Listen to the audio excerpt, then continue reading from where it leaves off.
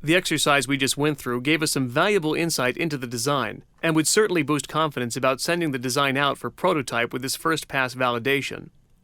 While the information was extremely valuable in understanding the weaker areas of the design, I recommend that you don't base your design decisions solely on the results from SimulationXpress. Throughout the lessons, I've pointed out certain limitations and areas where the full versions of simulation would be more suitable.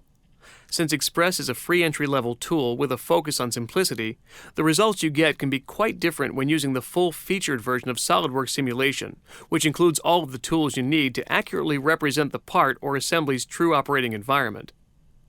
If simulation is something you would like to use to reduce your number of prototypes and have a high level of confidence in your designs with a full understanding of how they'll behave in the real world, I highly recommend the full versions of simulation. For more information on the full versions and how they can help with your designs, be sure to contact your SolidWorks reseller.